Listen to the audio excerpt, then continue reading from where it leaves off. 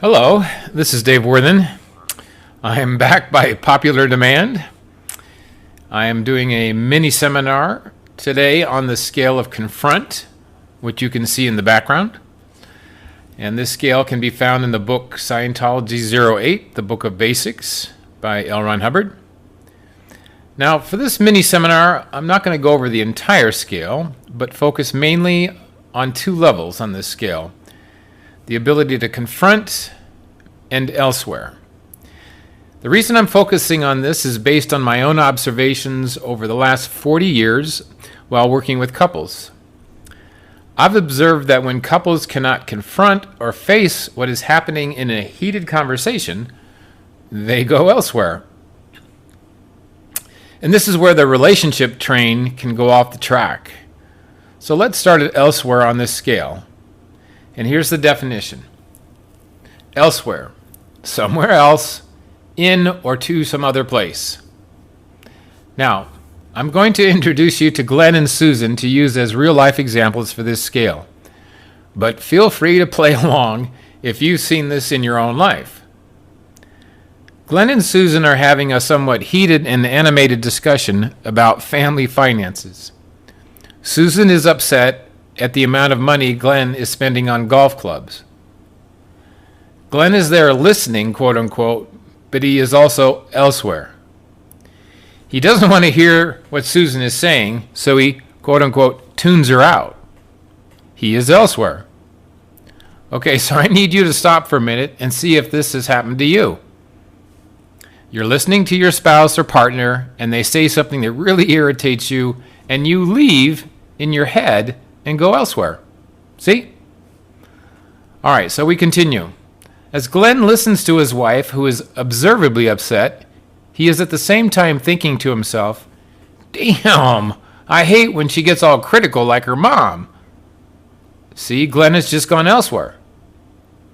He is in one moment having a conversation with his wife, and in the same moment he checks out and tunes in his own, what I call, mini-series in his head.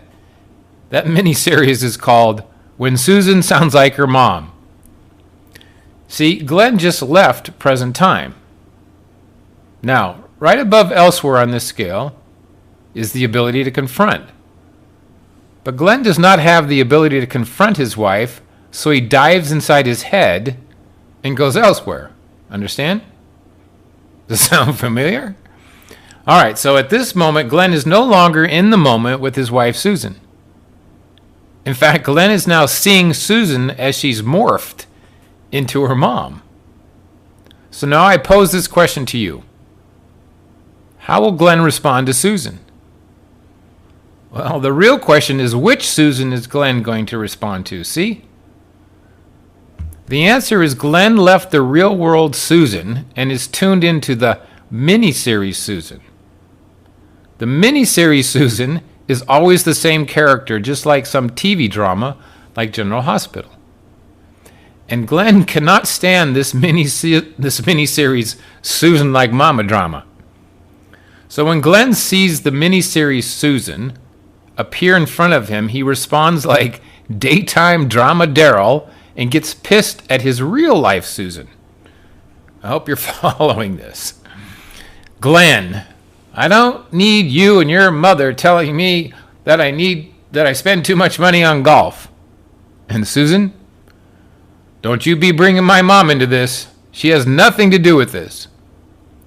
Susan is thinking while she's replying to Glenn, God, I hate when he tells me I'm being my mom.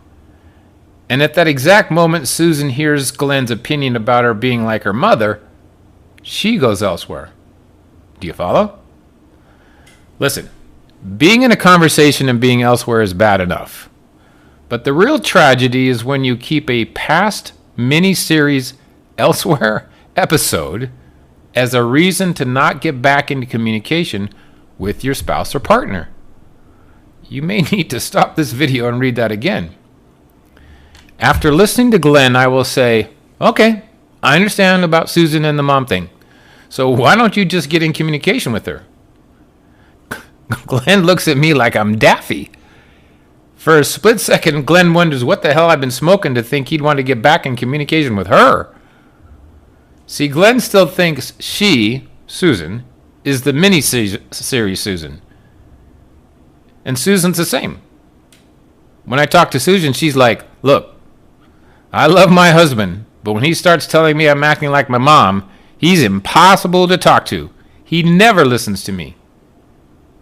See, Glenn has a default setting that is set to Susan Mama Drama. And Susan's default setting is set to Glenn never listens to me. So when I ask either of them, well, why don't you just sit down and get back in communication? They each know they should, but that default setting is too damn easy to default to.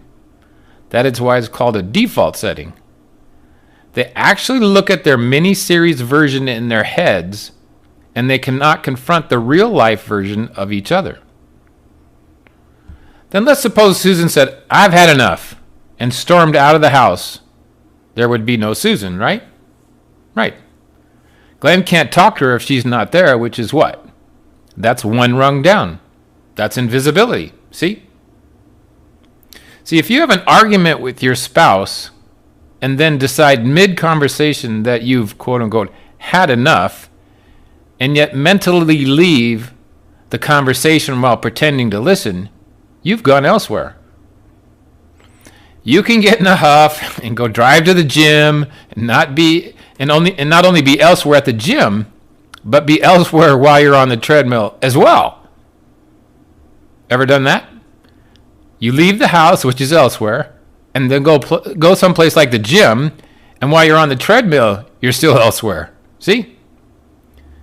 Now here's the liability of going elsewhere while you're in the middle of a conversation.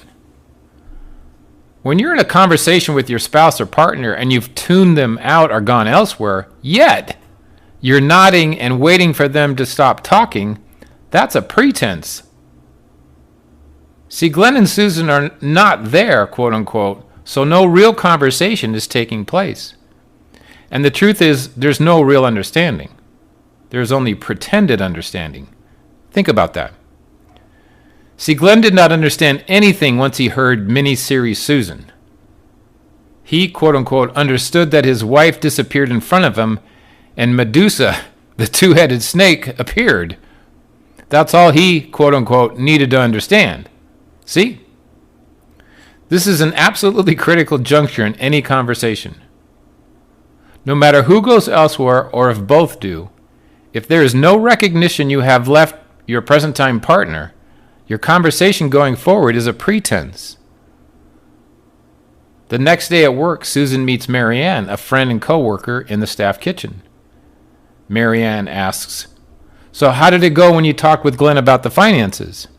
Susan replies, "The conversation didn't go well at all, unfortunately." The conversation didn't go well? Hello? The conversation didn't go well because there was no conversation. So now Glenn and Susan are out of sorts. They're out of communication. Maybe you've experienced this. Glenn and Susan don't say much at dinner as they cannot yet confront each other in real time. See? And notice on this scale, it's the ability to confront. See, it's an ability. You have to be willing and able to confront. They can't quite get themselves up a notch on the scale. They're still both pissed off and in their heads about the earlier conversation. But then after dinner, they both decide to watch a movie on Netflix. It's a great place to go for movies at home. And like the gym, it's also a convenient place to go elsewhere. See, Susan wants to get involved in the movie as she loves Rachel McAdams. But her attention is still on Glenn's reference to her being just like her mom. Susan is still in that conversation. She is elsewhere.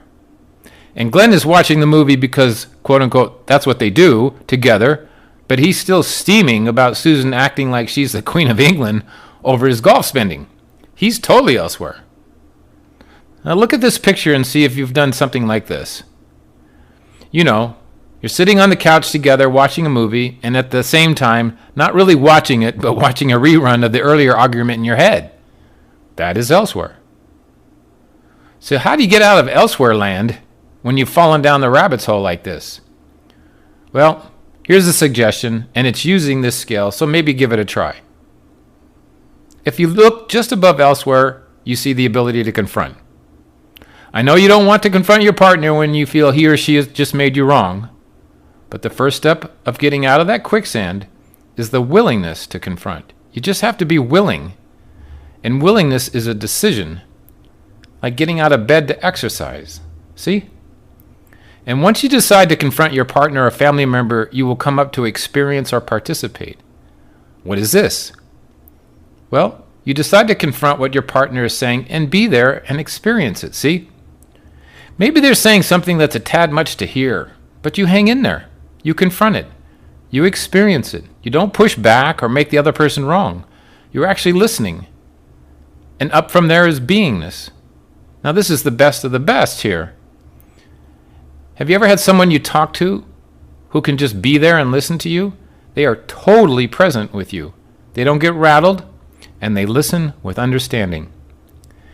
These are a rare breed, and they're the people you call when you need someone who will listen to you, even if you know that you're a bit whacked when you call them.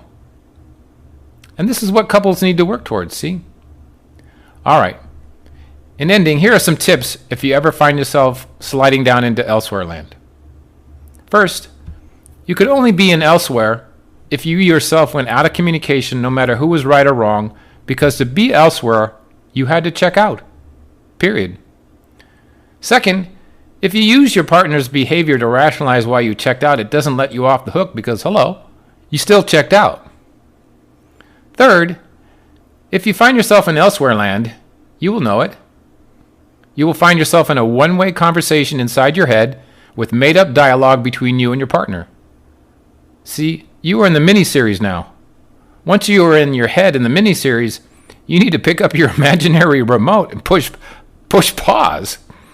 4, get off your treadmill. Get off your cell phone. Go for a walk. Look at some trees, the sky, and the buildings around you. Get yourself extroverted.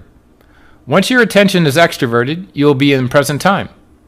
This is the only place you can have a conversation and repair what occurred. Lastly, call your spouse and tell them that you went for a walk and you want to apologize for acting like you did. Tell them you want to get back into communication. Now, when people are quote-unquote being right, the thing that keeps them in this condition is they cannot admit they were wrong. Being wrong in this culture is like saying you have the cooties. Listen, if you were not the major culprit in creating the upset, there is nothing right about bolting to elsewhere and thinking that scrolling your Facebook newsfeed is more right than getting in communication.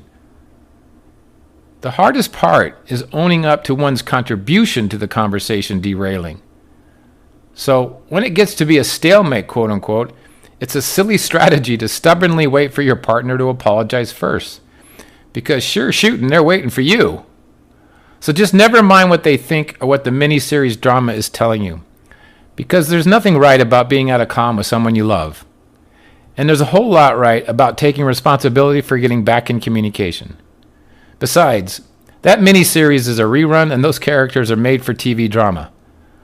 Go live your life for real. I hope you've enjoyed this today. Thanks a lot.